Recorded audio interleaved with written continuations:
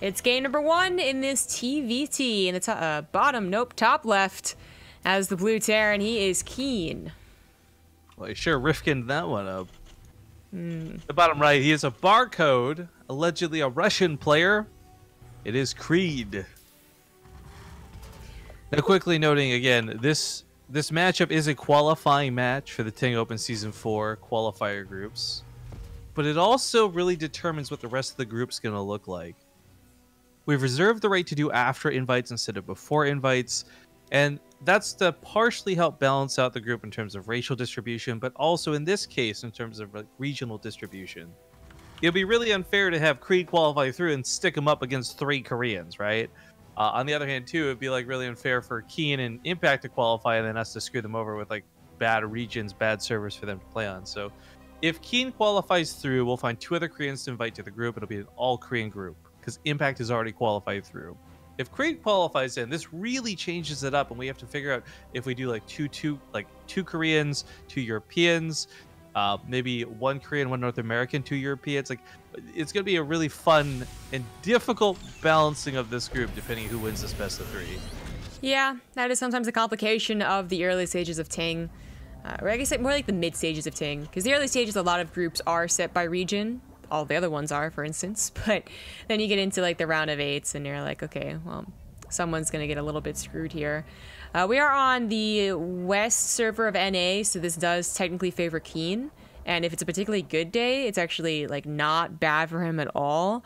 Or on the flip side, for Creed, who is European and pretty much confirmed Russian. I would keep saying allegedly because we don't know much about him, but there seems to be enough stats on his illegal act to say that he is legitimately like just an up-and-coming Russian player. He is kind of screwed for the server. Any information about Creed, I'm just going to say like allegedly or tentative, like regarding, because again, we don't know these players. We've had some weird instances with players and qualifiers in the past, so it'll be one of those things where I'm a little bit hesitant to confirm any information about him until after he qualifies and we get to sit down and talk with him type thing. But if he's got a Legulac and it's got stats on it, there's a lot of legitimacy to it. Well, for me, it's just like the amount of stats that are in the Legulac. Obviously, anyone can have a Legulac as soon as they show up to a tournament, even if they lose. But it's like if they consistently like go through like these Russian, you know, small tournaments and a couple of qualifiers, it's like, okay, this guy's actually just finally making a splash. Check. Could Jesse still qualify for BlizzCon? Well, I mean, kind of by like proximity to his association with Neeb, he kind of has in a way. Yeah. Ting's at BlizzCon, baby. Lucky duck. So, this is awkward. I panned over here, but I didn't actually expect to see him killing a bunch of SCVs. KeeN is attacking with his Reaper and Cyclones, so he was a little distracted. Creed does have his own, but not the Reapers, so he's gonna need a little bit of help. Yeah, but his Cyclone's gonna lose out in a big, bad way because it had so little health before they even really started tussling, so backs away. Kind of needs to, frankly. Well, that Reaper got 2 SCVs and lived. Delayed the command center starts, I believe, by even a few seconds. Did he see the main, though? Like, did he at least skip the ramp to see that it would be a Banshee follow-up? He did. He got all up in there and saw the tech lab on the starport. It wasn't producing, I suppose. That cloak was not started. It is a cloakless Banshee. He's going to get a double check on it, though. Amazing Reaper. If it gets out of SCV, I don't even know what to say. All right, doesn't quite. That Cyclone's DPS is just a little too good, but Creed has had a really great start to this game. He got a faster command center. He's up 3 workers. He got the better trades and almost everything that has happened here, and he might fall behind the 3rd CC. KeeN is getting a particularly fast one. He might start it too, like in a minute here, and be fine. This starts a bit of a waste. There's no cloak. Maybe he cancels the missile turret. Yeah, he's building the other one. He's doing the opposite. He's doubling down. That's unfortunate, as there won't be many uses of the mineral line turrets, but... Oh, I did cancel it! I like this guy. I mean, there's always that potential that they just didn't cloak because they're bad. You know, they got it, but they didn't use it. I would actually say that's a really smart move that not a lot of players would make. And now I'm really wondering, like, why haven't we heard more about Creed at this point, right? Like, granted, Russia and like the whole CIS region has a lot of difficulty playing in most cups because they just can't get prize money due to some BS that I don't understand. But yeah, I'm wondering like why we haven't seen more of Creed before. Well, he's doing a He's lot a of very damage. smart, very good player. Yeah. Okay, so the medevac is forced to leave, but it got a couple extra SCVs. It once again let Cyclones through here, and if they had pounced on top of that tank, they would have killed it. In fact, he can still kill it. Not so much anymore. The Marines were cleaned up in the main base too, and he definitely overstayed his welcome for just a couple more SCVs. That could have gone a little bit better, at least saves the medevac. But I was going to say that it's always so weird to even see anyone we don't know come into the scene. Sometimes they come in because they start winning, and we've seen them in the round of 16 brackets, and it's like, okay, that makes sense. They just got better. But there's people that you just like literally they come into a couple of qualifiers and they do pretty well, and you're like, well, why don't they do more? And I've always wondered, you know, back when I wanted to be a pro player so long ago, I was always like, well, when I'm X, I'm going to start playing in tournaments. When I'm Y, I'm going to start playing in tournaments. You know, why else would I even bother? And I wonder if there's any cutoff point for these up-and-comers that they also went through. Like, this guy is so proud of being 6400 MMR. Maybe 6200 is when he's going to start playing in tournaments. I have no idea. I also didn't actually look at his Elac to see what other tournaments he's played. I was going to say, what's beautiful about the TING Open Season 4 is for the first time, prize pool has paid out so far down the line, too. It might just simply be like these guys, they know they're not going to win, so for them, it's not worth playing in the tournament. But when you realize, like, all you got to do is win 2 best-of-5s and you're in the money, suddenly it's a little more worthwhile, I guess, to qualify through, to get to the group stage. That's true as well. Either way, this guy seems to be legit. I haven't seen any, like, it's funny, but the first sign that I have of being like, you know, okay, who is this, is when their English is a certain way. It's pretty easy to tell when people are Korean based off how they speak English, which, you know, even if they don't speak good English, but they're Russian, it comes off differently. It's the weirdest little thing to notice. Languages, am I right? But Anchor seems to have very good English. Couldn't join the BaseTradeTV chat channel, but I don't blame. I don't think it was his fault. I think it was Palamet's fault. So, by the way, while it's going on, guys, I want to remind y'all to check out ! TING prize to see the match arena page for the tournament. We're not expecting to start throwing out money or anything like that anytime soon, but just be aware that if fans are really enjoying the matches coming around to 16 and stuff, they can also contribute to some cool prizes, some cool rewards. That page will be updated as the tournament goes on. But best of all, if you guys have suggestions for rewards or stretch goals and things like that, I know Jesse is very excited and receptive to ideas.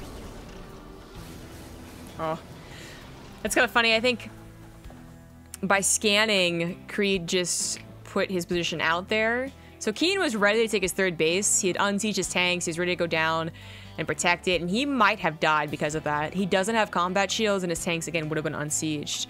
But even though he sieges up his natural base again, and Creed can't break him, he still doesn't have his third CC down in location.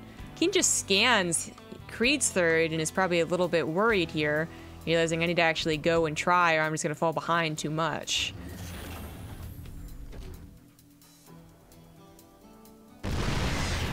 It's just weird for me. KeeN's the one in a weirder spot, I guess. Yeah. He does have faster +1 armor, which I guess is where the difference of the combat shields was. Also 2 tech lab versus 1, so like a tiny little bit less than marine protection for Creed. But he grabs a tank. Can't get I love out the of auto turrets. Nice pick off. A little bit He's of got energy harassment. for more too. Yeah, he does. He is actually good to go on the defensive side, but he still is having trouble actually pushing down to set his command center. Well, so that's the thing. Like with the auto turrets, you could easily lay those out to soak the tank hits and move in. I feel perhaps a missed opportunity. On top of this too, with Viking control and seeing nothing from his opponent, like one Liberator would guarantee this third base location. But it appears he's just going to go elsewhere with it. I didn't want that location anyways. So Creed definitely has to be careful about overstaying his welcome, and he is. He has rallied the rest of his units over here. He's prepared to deal with double medevac drops, which are the kind of obvious solution when you're you're being contained, rather. There we go. Oh my god. No. Oh, KeeN, what? I'm not even What sure. has even happening? I don't understand. I'm not sure Creed even noticed that happen, and he didn't even stim to try and catch the other one. Okay, well, he was also dealing with auto turrets, I suppose, that did grab a tank, but having dealt with those medevac drops so easily, he knows he can focus entirely on the push. Oh, things are looking quite bad for KeeN, but not, you know, game ending yet. Oh, he tried a big drop into the main base, was denied. Almost lost a very loaded medevac, and in fact is denied on this side of the attack as well. A single tank was not enough to deal with KeeN's army, and KreeD is also starting to lack a little bit in the macro. There he goes, adding on more barracks. That's a hotkey, that second factory. Probably wants to put on a 4th command center. And thank you to Max Diffie for the 33-month resub. I didn't hear the alert go off. It definitely didn't. Twitch alerts. Oh, I mean, KreeD, Streamlabs. KreeD apparently played in the aerial 2v2. So, Oh, that's cool. at least we know a little bit about him. Well, it also makes me a little more confident that this isn't some rando Smurf or something like that, too. Anyways, yeah, there's a lot of things going on for the game as far as like KeeN taking these L's, but I will say, at the very least, TvT is a fickle beast. Sometimes you can be behind and still win just due to engagements, like that one really good engagement with tanks in the late game or what have you. But KreeD is like ahead on upgrades in a big way. He's gotten better trades. He's picked up more medevacs. His bases were down sooner. So again, like KeeN is behind but not out. Exactly. And TvT is such a come from behind type of matchup. There were equal upgrades here, but KreeD with the larger concave didn't even need his tanks involved with this fight. Gonna try and drag and drop into the rest of the tanks of KeeN. He tries on siege. And it might be enough, but oh nope, reinforcements. No. KeeN should have picked up and boosted out of there. We might lose the medevacs for this too. Losing the tanks is pretty bad. Army supplies remain somewhat similar while this goes on, but the supplies are not because, of course, those upgrades once again favoring one player over the other. Yeah. KreeD has also just dedicated so much of his mineral gain already. That second factory, that planetary, the more upgrades. Actually, look at the resources lost right now. How is KreeD behind? I think that makes sense. He tried to be pretty aggressive. It was KeeN that was defending, and yeah, he's actually lost significantly more Marines. I didn't even realize. Because I'm thinking like all these little engagements, all these little scuffles have looked good, picking off medevacs from KeeN, stuff like that. But yeah, I guess it makes sense actually. So many more Marines have died. KeeN is finding KreeD quite out of position. But I check the income graph as well, and KreeD has definitely been dominating in that. Will continue to if he can save this planetary. There's a lot of energy on those Ravens for auto turrets too, so holding this position shouldn't be too difficult. He can even just auto turret the tanks possibly, soaks up some of the Marines. His own Marines staying in the backside, not even getting involved with the fight. They're just kind of gives away his tanks. Yeah. I don't. KeeN is making some real rookie moves today. I don't understand some of his decision making. Yeah, he didn't really respond to that. I was gonna note that a cool thing KreeD did was also allow. I think he focus fired his tanks on top of KeeN's, so the first shot was on the auto turrets, the second shot was though. But it doesn't really matter what KreeD did, because it definitely was more about what KeeN didn't do. KeeN didn't even try and take an okay fight, he just let the tanks go. I mean, I don't think he would have taken a good fight anyways had his Marines responded, but it made him look just like he was playing dead almost. Now he's up and ready to go again, but can he defend this? It's clear that he wanted to fight to some degree. He threw the auto turrets down, like he was getting ready to tango. KreeD, by the way, has gotten a Liberator, so a little bit of annoyance here at the 4th base of KeeN. Or 3rd base, technically, I suppose. Yeah. Well, +3 is done for both parties now, as I speak. KreeD will still have a much higher upgrade for his tanks with +3 now on the way, but at the bio, usually a little bit more important. And KeeN will in fact have an upgrade lead for that one. Down 20 army supply, if he could just get a good concave, that might be a difference maker. But the last few fights have definitely not gone in KeeN's favor. This might have been a little too bold. There were a couple tanks still sieged.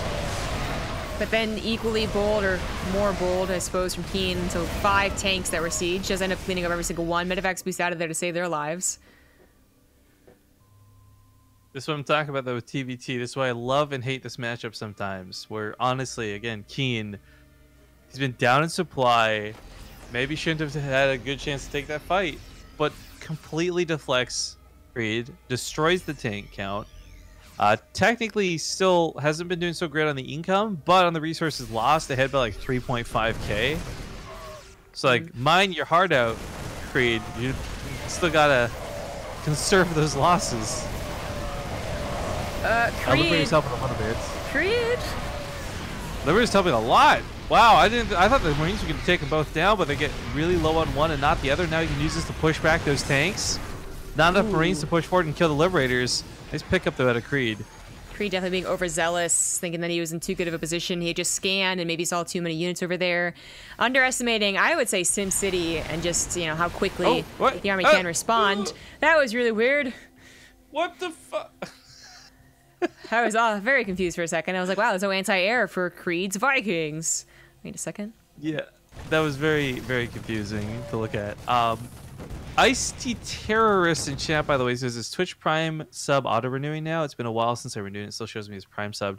The answer to that is no. There's actually more issues with Prime because of the betas we recently went over too. So if you are a Prime sub, great. Enjoy it, but I don't believe it auto-renews, and I don't think there's any plans to make it auto-renew. Right. Lots of scans going down. KeeN very scared, I guess, of Creed's army being close to him. Or, yeah, I think he just wants to unsiege everything. And he wanted to make sure that he could. But it's actually Creed that needs to start worrying about these outlying bases, about being dropped. 5th base is denied. He's at equal army supply. Bit better on the upgrades of the tanks, but KeeN has definitely brought this back to a winning position. And if you continue denying Creed's extra command centers, then it might just be fine. One thing I wanted to note, which hasn't really come into factor in this game yet, as KeeN's taken such better cost-effective trades that he hasn't had to remax as fast, is that it's 5 barracks to 7. Creed, with that much better economy for most of this game, should have had better production and be able to remax faster, but it's just been taking bad fights. Okay fights into a bad fight the last time, I should say. I wouldn't say this entire game has been bad fights for Creed. In fact, some of them have been very good for him. But resources lost, definitely not in his favor.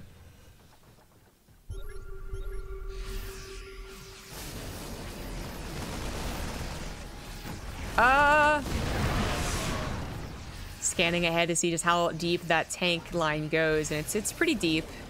He really wants to get rid of the Liberators, not have to worry about them anymore, but KeeN's controlling them. He's also controlling this base, so no more mining over there, and Creed is not sending much to deal with it, just a single tank.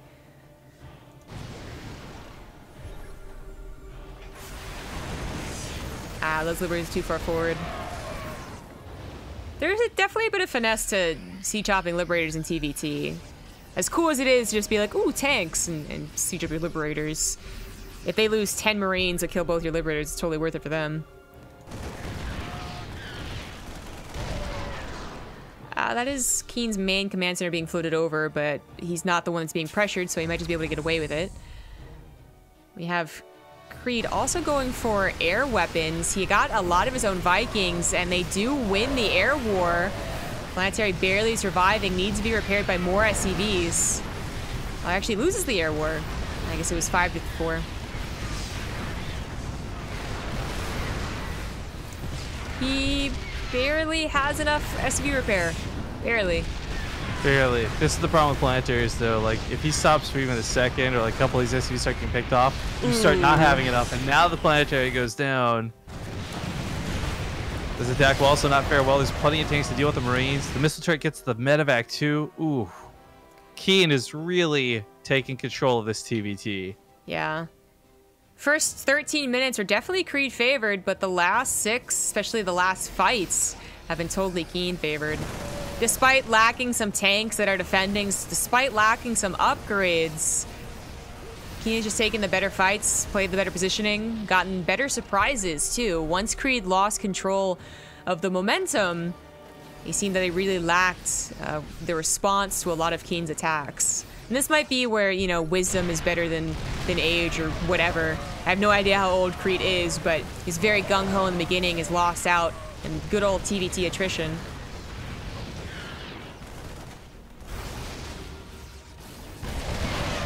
By the way, thank you to Higgins for the 29-month resub. Remember to renew that Prime sub. Thank you for that PSA. Use this as Prime sub to PSA about a Prime sub. That's a trooper right there. Indeed. Well, this game is basically over. Creed dipping down below 100 supply should feel that too, but not willing to give up what was pretty much a good game for him. GG. With the fireworks, with that Twitch Prime sub. That was perfect. That was super perfect. I actually heard the sub noise for that one. Helio Gabble SC2. Thank you for that Prime sub. Oh, maybe... I'm just realizing maybe there's something where like it doesn't do resub sounds for some reason. I don't know. That was really low. I barely heard that one. Yeah, but at least it made the sound. I don't know. Yo, also, guys, hit the follow button. I know we're loving the subs. Thank you guys so much for subbing. But hit the follow button too if you haven't already. It's free. It doesn't cost you anything. And I'm actually looking at these numbers on our channel, trying to like fathom. Yo, we're getting closer, right? We're almost at 100,000 followers. I say almost. Really, we'll probably not hit that till like the next year type thing. But almost at 100,000 followers. We're also almost at we're at 19.5 million views. I'm trying to contemplate that we've had 19.5 million different instances where somebody has seen our channel. People see me in real life on a maybe once a week basis. Okay, like 19.5 million views. Crazy stuff, guys. But we got the lobby up for Abyssal Reef. And thank you, Lionheart251, also coming in with that Prime sub. I salute you. Interesting. KeeN says he actually had some pretty terrible ping that last game. That could explain some of the awkward things like the medevacs, and maybe tried to respond to them, couldn't because of the lag. For those who don't know, by the way, in StarCraft 2, there are two very distinctly different types of lag. You know, you hear lag, you think about that, like all the things Counter-Strike, someone rubber banding around or walking. But StarCraft 2, it's weird. Some is just simply delay input lag, right? Like the game plays smoothly, but units just don't respond to your commands immediately. They wait a second to actually receive the command and execute it. The other type, though, is the type of lag that just cuts your FPS down. No matter how perfect your computer is, you might still only get like 10 FPS because the lag gets so bad at some points. I don't know which it is affecting KeeN, but I really hope it's not the latter of the two. Well, I still managed to win that game with it, so hopefully this will be a little bit better. Going into Abyssal Reef, game number 2.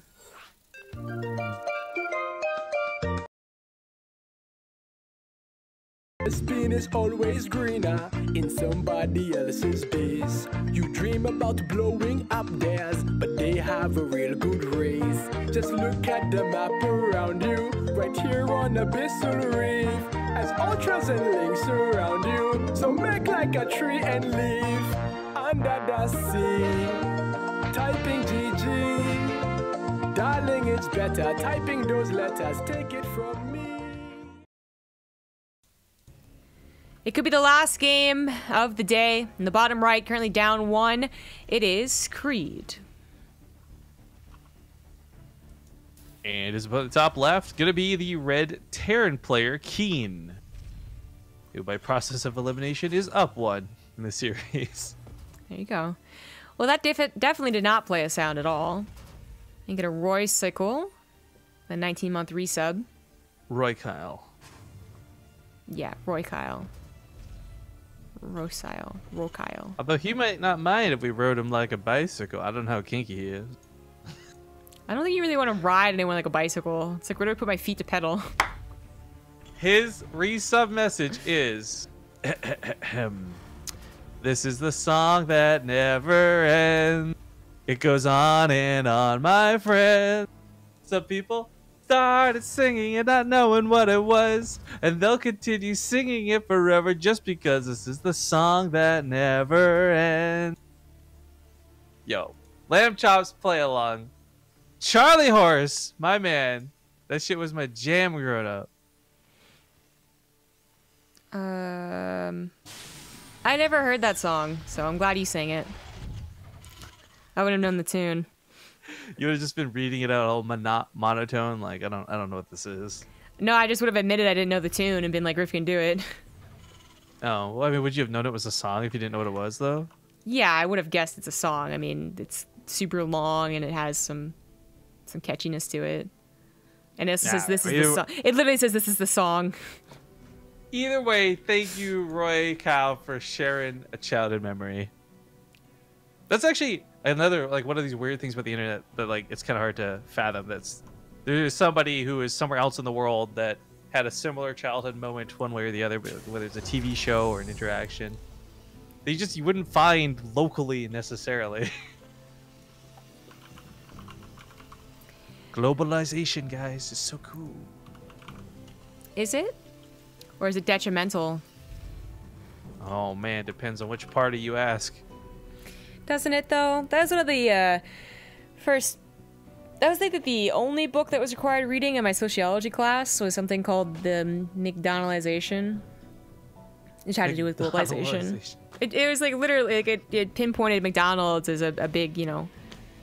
I don't remember if it was the argument was that it was the forerunner or the cause or just the most obvious effect of globalization, but yeah, it had a lot to do with it. But whether you're for it or against it, the internet's cool, and I like it. I guess that's true. It's not quite an extent of what globalization could be, but it's one part of it. They both opened up with one base. You know, KeeN got such a great start last game, and even had like a pretty good mid game, but started to lose out, get a little overzealous. Maybe thought that his position was like good enough, and obviously started making mistakes. Could it happen again here? Getting the better end of the Cyclone trades, he would win this fight. Cyclone's pretty good.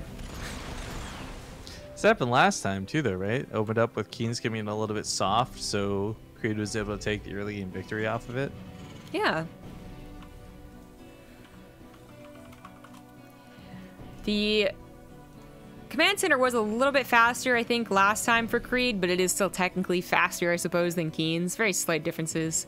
He was also able to get a Reaper in the back that killed a few SCVs, if you recall, and got a 3 SCV lead that turned into a 6 SCV lead that turned into quite the economic standing. Still, again, losing the game to some bad fights. But he's got a Banshee that might be looking for more than just a couple SCVs worth of damage. KeeN's Reaper does get in here and scouts. That repair, though, kept the SCV alive, yo. It's fancy. Alright, KeeN's kind of at a bit of a pause till that Banshee gets in. To answer this publicly, too, because we've been asked this a couple times over the last couple days. People want to know if we're going to Home Story Cup or not. And the answer to that is no. Oh, Liberator actually in the main of KeeN. Anyways, we're not going to be going to Home Story Cup, guys, so it would be nice, but not going to happen. The Liberator is dealt with pretty swiftly, and now we see if these 5 kills can get matched by the Banshee. Looks that way. The Master Pair is always cool to see, and in fact, it's working pretty well. It probably saved what could have been 2 more SCVs with that Banshee, but that was one Banshee that wasn't going to have much life to live. It had no cloak. It wasn't being backed up by a sister. It was just there to kind of get as many kills as possible, then die. The follow-up was those Ravens. Well, that Raven, the one we see right now. I'm going to thank Oak Warrior for his 27-month resub by playing a test donation message.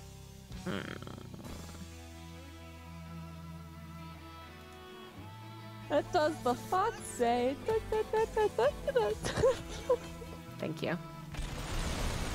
You know what I love about it? It's not even like you singing. It's the little giggle at the end. I think it's just fucking adorable. But all right, we do have with 3 Cyclones a very serious threat, but they've all been softened up by that 1 tank blast, so they have to fall back. No. Always a little scary to see 1 more Cyclone than you have, because even if you have a tank, if it's like just sieging or it's in the wrong position, that could also be taken out. Cyclones are very useful early game units. But they both survive. They both are on very equal workers, equal production here too, with Stim started up at the same time. We do have KeeN going for starport production though. This is a very key difference, especially on a map like Abyssal Reef, where if KeeN gets any type of great positioning, which there are lots of on Abyssal Reef, he would probably keep it. The Vikings would just control too much, and he even scans to confirm that he will not be matched on that Viking production. Yeah, that's a really good feeling when you've got this security early on. I do love that he's actually capitalizing on this too, with a fast Liberator coming up behind it, realizing he's going to control the skies.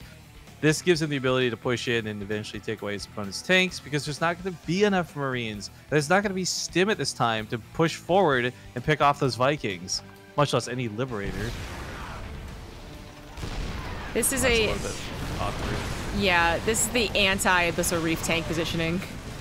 Surprised KeeN, I don't know, fell for it, I guess.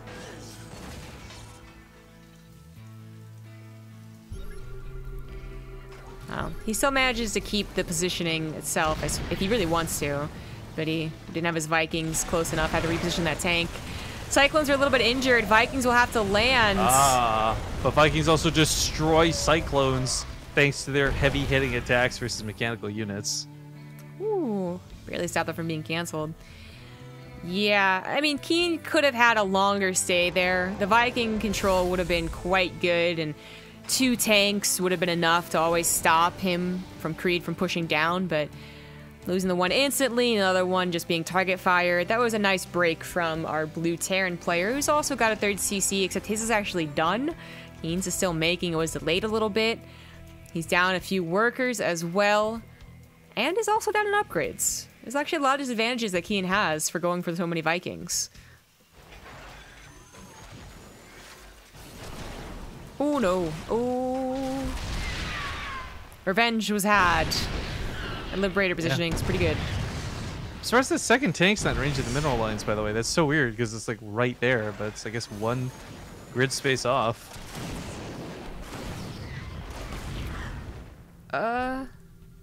He has a lot of Marines. If he gets a concave on these tanks. Well, even if he wraps around to break this, oh, I like the Vikings landing actually.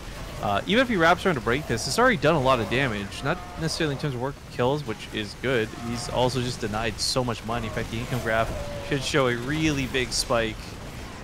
Or maybe not a huge spike, actually. Not as big as I thought. I guess KeeN's later 3rd is making this a little bit more difficult to justify having done. Yeah, he was later to a 3rd. He was already down 5 SCVs, so I guess with consistent SCV production, Creed manages to keep it even. And again, he has those faster upgrades, although it seems that they're going to catch up on 2-2 since his armory was late. Also, KeeN letting his Vikings die like that, maybe saving even 2 of them would have been worth it. He also didn't even bother target firing. I think he just, went back and started macroing once he realized that push was going to be cleaned up, which maybe was even a big mistake as the army of Creed now pushes forward. He's going to have combat shields. He's going to have Viking control. I guess KeeN also has combat shields, but the point is, he's looking for that same positioning that KeeN was just trying to abuse.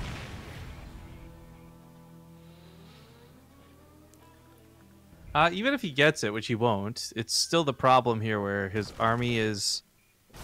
It's not big enough to overcome a choke. This drop is actually so dangerously suicidal. I'm glad he backed away with it. Yeah, that was very dangerous. He's also lost the Viking control. He was going to lose it anyways with KeeN trying to get his own back. Up to now 4 Vikings and a Liberator on the way. Yeah, blows that tank away. Not a problem. This depot is a little bit oddly placed, but it's also the greatest scout to just see when the rocks get taken down.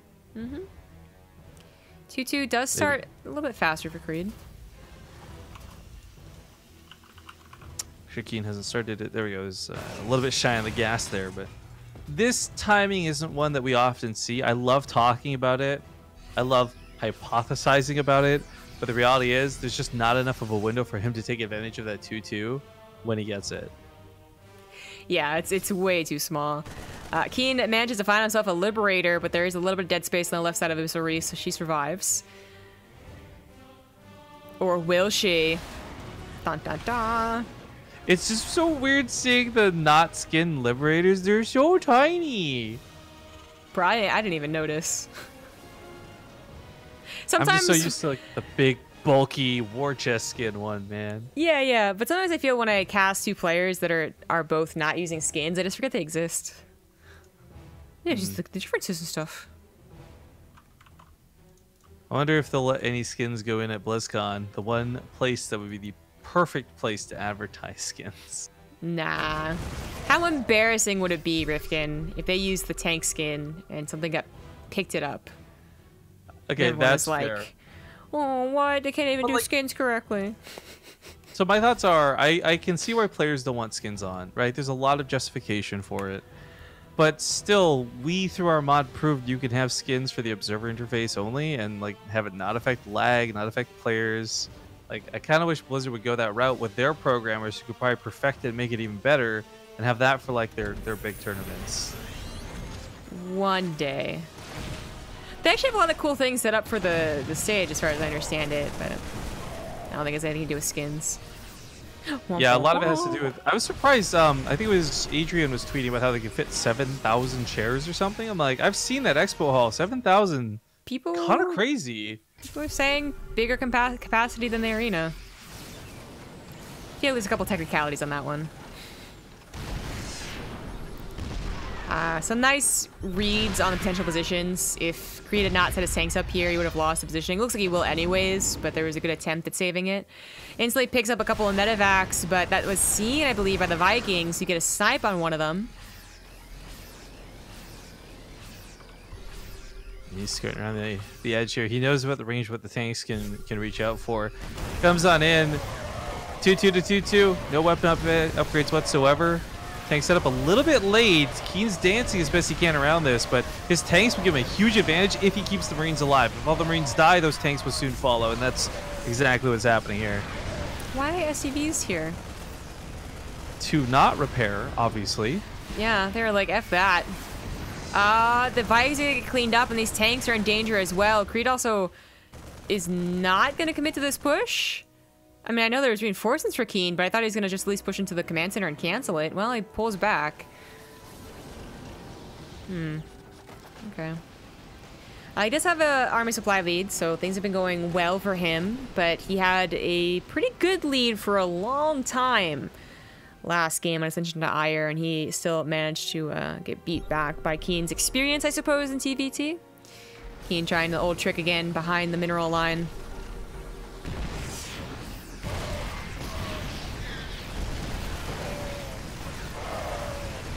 Fortunately, the number of Marines is just a little bit much. Even though the tanks would take out a lot on their way down, yeah, this still ends up costing KeeN pretty much the majority of his army, a lot of the front lines too. He's got production though, and he's still making things back at home. He's got plenty of bases, plenty of planetaries, but that really didn't accomplish much. That traded army value.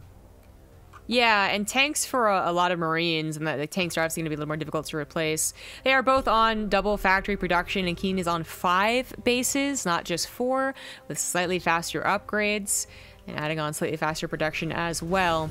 But I'm more worried about this push here and now than anything that could affect the future. KeeN had just loaded up double drop, so he doesn't have a lot of Marine presence to protect his tanks. In fact, they should be using this high ground, because otherwise they'd probably just die. Double medevacs going into Creed's main base. He hasn't noticed. It's a lot of production that could go down. Even if it doesn't get on top of upgrades, still just cutting out reactors is going to be such a pain in the ass for Creed to keep momentum going across the map. Because, of course, KeeN's got his own defensive tanks. He'll be trading. And, of course, he is focusing down the reinforcements as well as those reactors. The tanks. They're very important tanks. Oh, I guess the medevacs. This ends up not being worth it. 3 medevacs out of a now no longer reactor starport.